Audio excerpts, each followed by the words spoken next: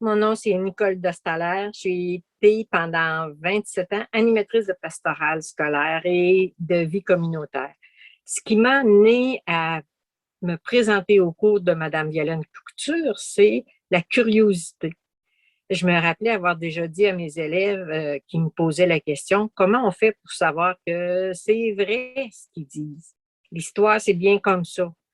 Moi, je leur disais, ben, c'est ce qu'on a traduit. Il peut y avoir des changements, des variations.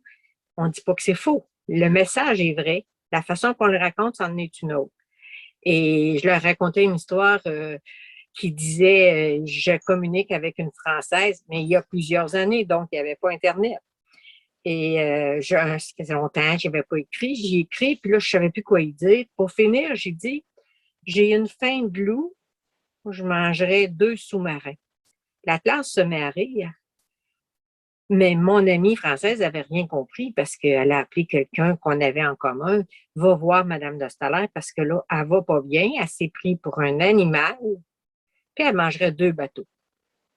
Ça m'est revenu à l'idée quand Madame Couture m'a dit on va parler et on va partir de l'hébreu. On va traduire à partir de l'hébreu. Donc, ce que je disais auparavant, c'était la même chose. C'est qu'il faut traduire, il faut comprendre, il faut savoir qu'on a les bons termes aussi. Et j'ai appris plein de choses, plein de curiosité qui fait que dans ma vie aujourd'hui de retraité, j'apprends encore et je découvre les 4 sens de l'Évangile. Les 4 sens de l'Évangile, de la lecture, de la parole, c'est que ça s'adresse à tout le monde dans le monde entier. C'est que c'est très important de savoir le sens aussi de ce qu'on dit.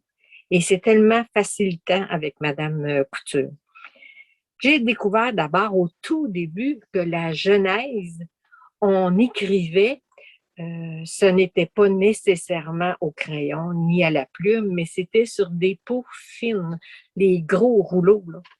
Donc, c'est peut-être pour ça qu'on n'en a pas beaucoup en souvenir, que ça ne s'est pas conservé. Mais l'écriture s'est perfectionnée et avec les épîtres, on a commencé à garder plus d'écriture. On a appris que le mot en hébreu avait plusieurs sens ou était séparé. Puis le premier nom qu'on a appris, Abraham, on dit pas Abraham, on dit Avram, a comme 3 sens dedans. Au début, Av voulait dire père, le père. Rav, on voulait dire que c'était beaucoup, c'était immense, c'était nombreux.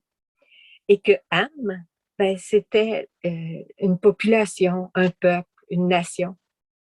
Donc, Abraham, Am, on s'en sert encore aujourd'hui dans notre langue française, puis même anglaise, du mot hébreu, Am, qui veut dire plusieurs personnes. Ben, si on pense à Amna, je pense qu'on vient d'avoir une bonne réponse. Ça reste, c'est dans les racines. Il ne faut pas jamais oublier ça. J'ai aussi noté que Yad, c'est la main. Yad, c'est important parce que ça veut dire avec juste une lettre de plus, ça change. Ce n'est plus une main. Yada, ça veut dire connaître, se reconnaître. Donc, le mot yada, si on l'entend parfois prononcer, on faudrait se rappeler que c'est pour nos mains qu'on a ça, qu'on en parle. Dans la Bible, les mains sont importantes. Et il y avait lancé aussi. Hein? On lapidait. C'était à partir de la main, yad. Donc, il y a plein de mots qui, aujourd'hui, ont une autre signification dans la Bible parce que je refais racine avec les Hébreux. Ce qui est le plus important, c'est de savoir qu'on ne détient jamais la vérité, mais qu'on peut découvrir bien des choses. On peut découvrir Judas, par exemple. Judas, Yehuda, ça veut dire rendre grâce, alors que nous, dans notre tête, Judas, bon Dieu qu'on ne l'aime pas. Mais on n'a pas appris à traduire son nom. Il y a plein d'autres mots qu'on peut découvrir avec Madame Couture. À l'intérieur des cours, parfois, il va y avoir un peu d'improvisation, mais ce n'est jamais sans conséquence. Donc, c'est toujours bien structuré. On sait où on s'en va, puis on peut relire nos notes très facilement.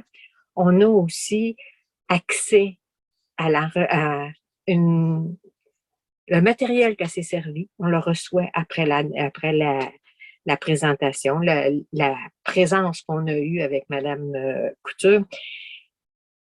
Et c'est très, très religieux, dans le sens de ce n'est pas des sectes, ce n'est pas une autre façon de vivre notre religion. C'est vraiment un approfondissement, une richesse pour les personnes qui veulent s'offrir ce beau cadeau de s'inscrire à Madame Couture aux 4 sens de l'écriture. Merci. Au plaisir de vous revoir lors de ces rencontres.